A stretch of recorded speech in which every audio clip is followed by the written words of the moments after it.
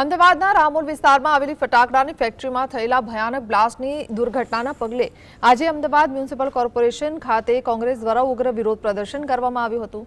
શહેર કોંગ્રેસ પ્રમુખ સોનલ પટેલની આગેવાનીમાં મોટી સંખ્યામાં કાર્યકરો આ વિરોધ પ્રદર્શનમાં જોડાયા હતા।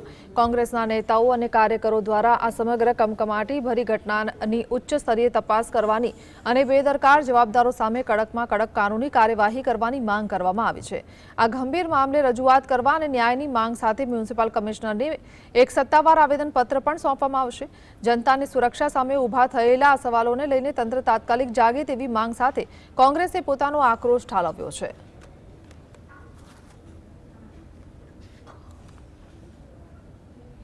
શાસનની ચૂકના લીધે વોર્ડના ઇન્સ્પેક્ટર શું કરતા હતા, ઝોનના ઇન્સ્પેક્ટર શું કરતા હતા, જવાબદારી કોની નક્કી થશે? અમદાવાદ શહેરની લગભગ 1 કરોડની વસ્તી થવાઈ રહી છે।